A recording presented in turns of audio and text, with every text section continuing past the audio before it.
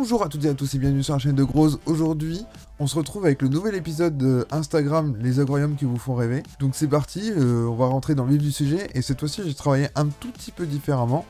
Je me suis préparé plutôt une sélection plutôt que de défiler parce que c'était un peu long pour moi. On se retrouve dans Photoshop avec cet aquarium. Donc je vais prendre un pinceau. On va prendre une couleur du rouge.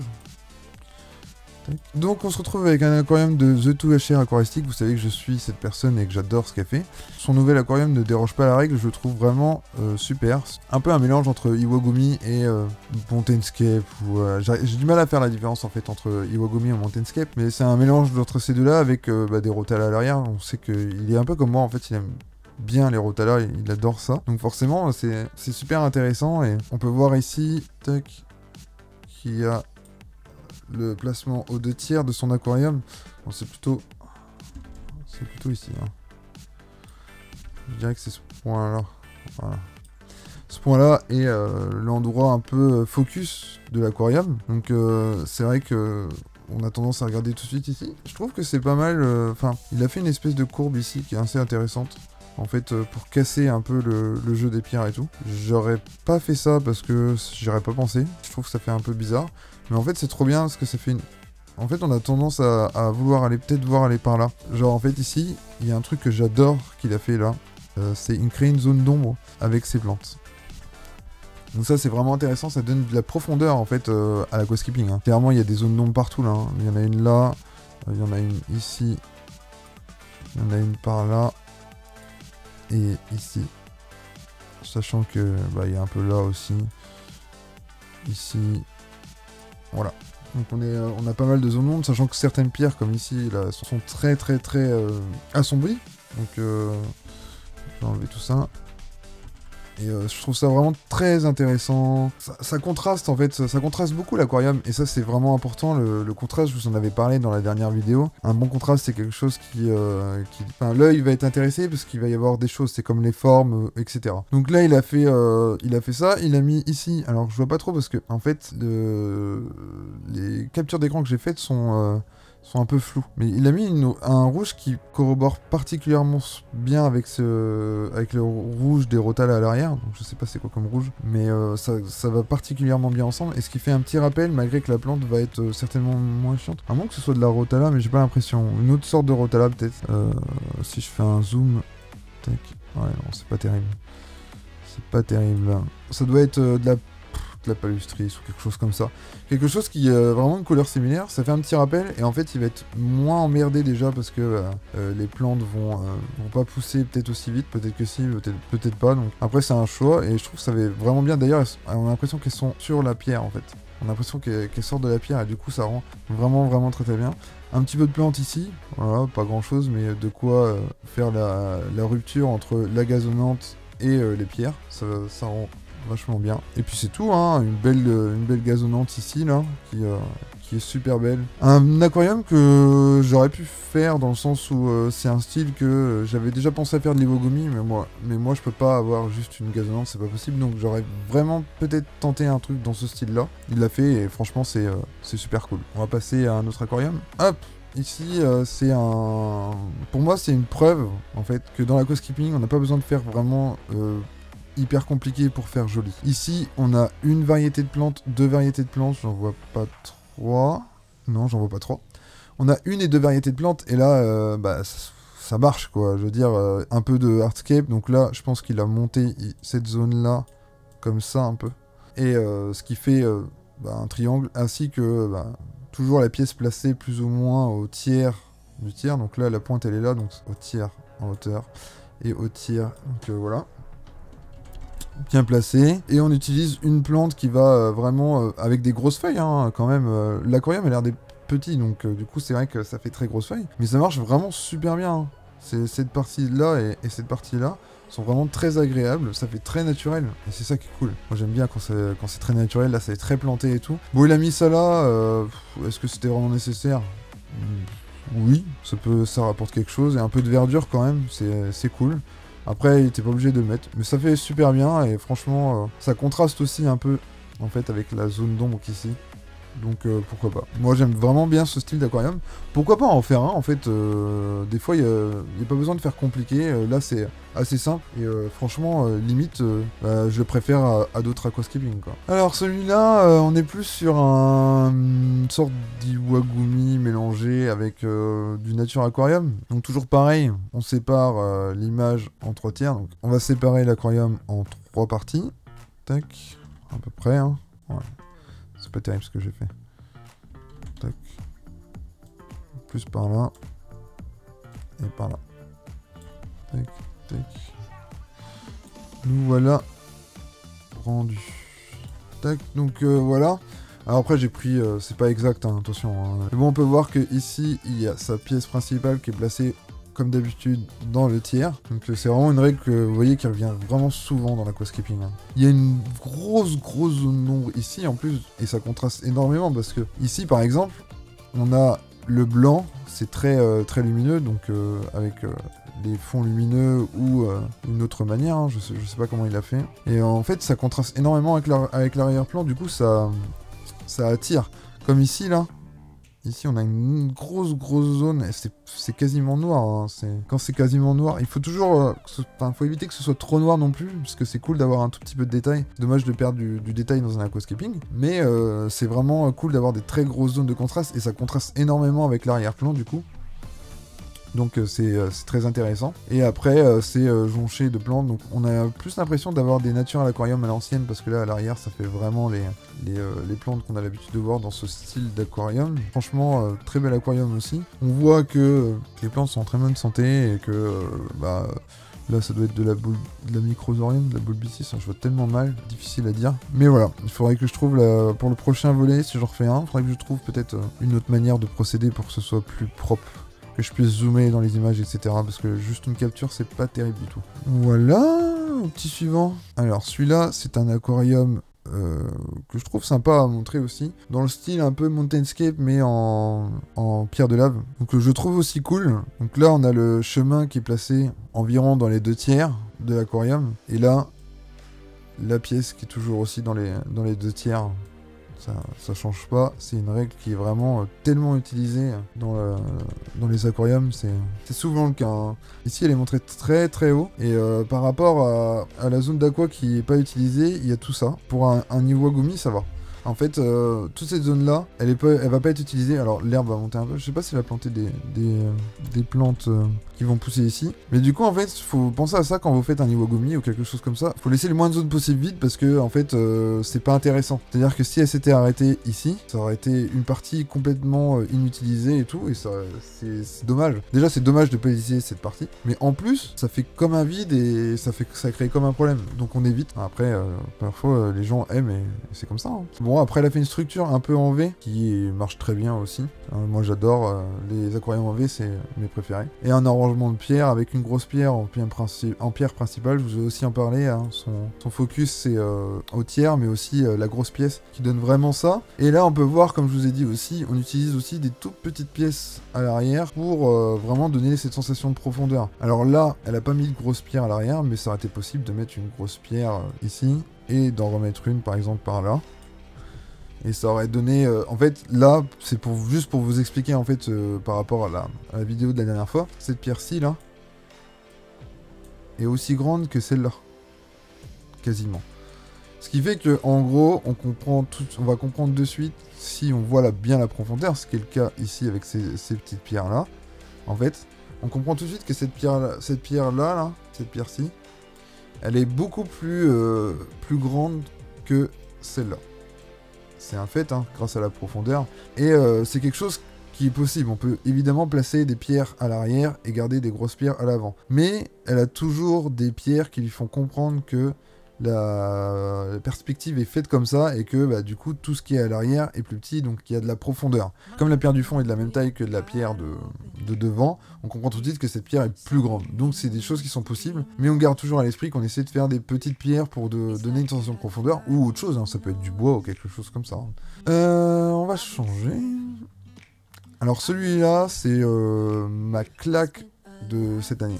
Franchement, c'est l'un des plus beaux aquariums que j'ai vu pour l'instant. Je le trouve vraiment très spécial, mais vraiment très intéressant. Pour commencer, on a une masse vraiment unie, ici. Et qu'on a l'impression qu'elle est au tiers de l'aquarium. Et moi, ce que je trouve incroyable dans cet aquarium, c'est le mixage des plantes et la réalité. En fait, on a vraiment cette sensation que l'aquarium, il est vraiment réel. On a vraiment l'impression de voir un bout de montagne dans la nature, et ça, c'est vraiment super cool. C'est vraiment impressionnant. Alors, je sais pas quel litrage il fait, mais il doit pas être très grand, hein. Je pense que c'est un... Ce serait bien un 90 quand même, 90 par 45. Mais bon, quand on regarde bien, il y a des zones d'ombre ici. Ici, c'est un peu ombré, on sait pas trop. On voit bien que c'est pas un élément important à regarder, hein. Ici, on a une montée, en fait, pour donner un peu de profondeur quand même à l'aquascaping. Là aussi, on a une montée. Ici, c'est très abrupt, hein. C'est vraiment très abrupt. Vraiment, on peut pas faire autre chose que de regarder, en fait, l'endroit principal qui est ici. Et je trouve que c'est cool. On a un peu de Bucephalandra par là. Plante que j'adore, vous le savez très bien. La mousse donne un effet mais vraiment top de chez top, hein. Vraiment, alors sa mousse, je sais pas ce que c'est, je vois pas et je peux pas zoomer, c'est dégueulasse donc je m'en doutais. Sa mousse, elle donne vraiment un effet, elle a recouvert sa pierre. Alors j'avais vu l'aquarium déjà il y a quelques mois où du coup c'était moins recouvert et c'est vrai que je trouvais joli mais sans plus. Mais alors là, mais c'est une claque mais monumentale. Et alors les Rotala, ça doit être des Rotala je pense, vu la couleur. Les Rotala ici sont vraiment, mais c'est le contraste parfait.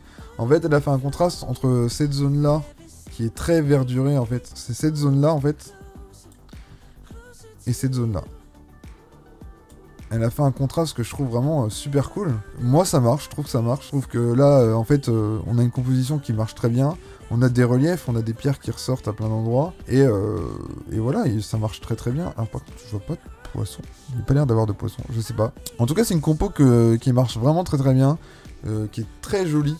C'est clair que moi, ça m'a choqué tout de suite en fait. Quand je le vois, je le trouve vraiment, vraiment très joli. Mais je le trouve en plus très original en fait, c'est surtout ça, je le trouve vraiment super beau. Alors là on est sur un type d'aquarium que on parle pas souvent, voire jamais en fait. C'est un aquarium qui a une zone émergée en fait, toute cette zone là est émergée. On pourrait dire que en fait on a l'impression que le bout de nature sort, c'est un peu plus naturel, etc. Moi je suis pas une personne qui est hyper fan de ce genre d'aquarium. Je l'ai fait avec le Blackwater, vous avez pu le voir. Finalement j'ai pas gardé, j'ai refait autre chose. Et du coup bah forcément c'est quelque chose qui me plaît un peu moins parce que pas la même chose en fait. C'est une maîtrise qui est difficile à avoir.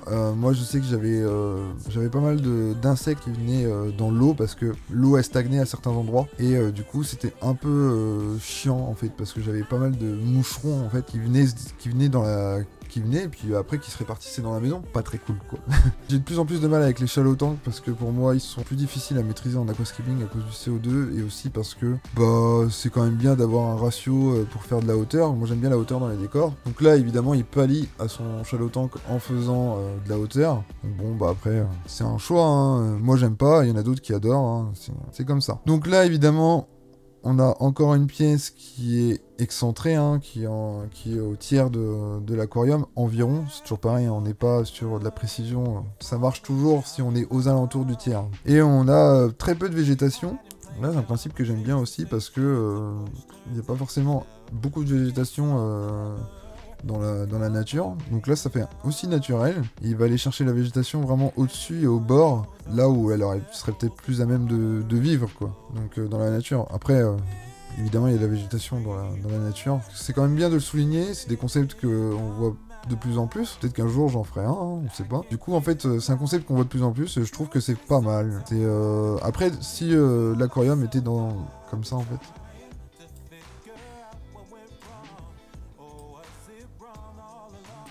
Bah, je pense que j'aimerais autant. Avec, évidemment, parce que moi je suis quelqu'un qui est féru de Rotala, donc j'aurais mis des Rotala ici, et des Rotala là, et je pense que ça aurait pu faire un très bel aquarium, sans forcément trop planter ici, hein. On peut faire un beau contraste de pierre et pas planter, hein. Et moi je trouve que ça peut être vraiment cool, mais bon, c'est comme ça, hein, chacun voit l'aquariophilie comme il l'entend. Et moi, bah, c'est pas comme ça que j'aurais fait. Malgré ça, ça reste quand même très joli et un très bel aquarium. Et là, on va finir avec un aquarium que je trouve super joli. C'est complètement son style. C'est quelqu'un qui est sur Instagram. C'est un Français. Donc, vous voyez son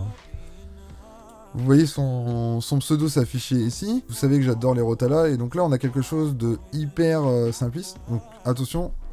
Les aquariums qui sont simples sont pas les plus faciles. Ils sont simplistes dans le visuel, mais le moindre écart, la chose placée au mauvais endroit, de quelques centimètres et tout, ça peut vraiment jouer beaucoup. Donc c'est pas parce que visuellement c'est simple que à construire c'est simple. En fait c'est vraiment difficile. Et donc là il a fait quelque chose quand même que je trouve assez cool, c'est que il a mis très peu de hardscape, donc on est plutôt sur un style semi-hollandais. En fait c'est un mélange où on a beaucoup de rotala ici que je trouve magnifique. On a une souris qui marche plus, beaucoup de rotala ici, et en fait il a mis juste quelques pierres. Ici il est parti sur de la gazonnante.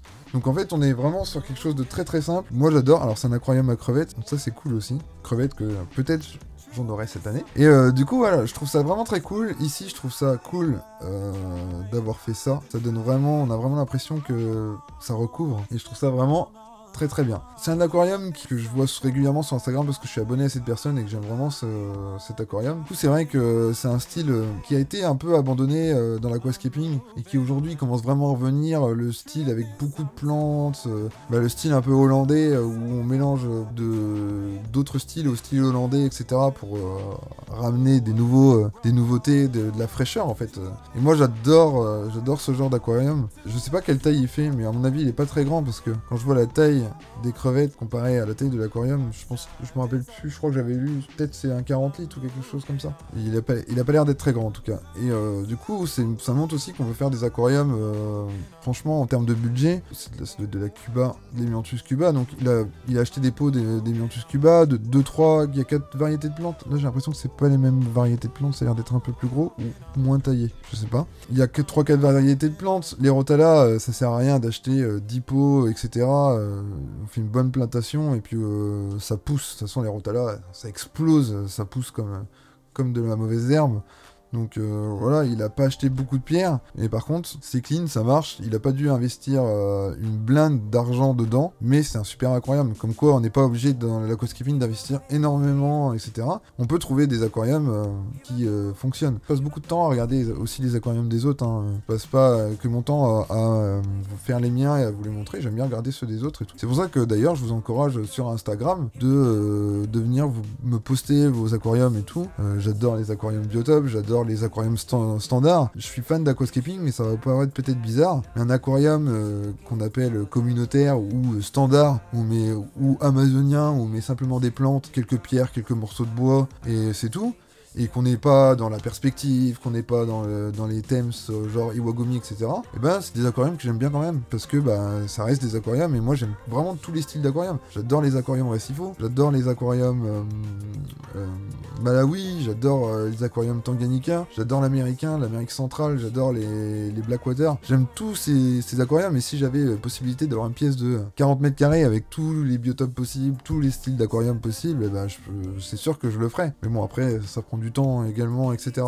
Surtout en aquascaping, où on a beaucoup plus d'entretien que dans d'autres genres d'aquarium. Mais j'aime vraiment tout, donc faut pas hésiter à venir me poster vos photos, etc. Venir m'envoyer vos photos et tout, et il n'y a pas de souci, j'y répondrai. Alors parfois je mets un peu de temps à répondre, c'est sûr, hein, parce que vous êtes nombreux, mais j'ai aussi une vie en dehors de mon travail et en dehors de YouTube, etc. Donc forcément, je mets un peu de temps à répondre, mais généralement je réponds. Il y a des gens qui m'ont écrit, je leur ai pas répondu tout de suite, et les messages ont disparu.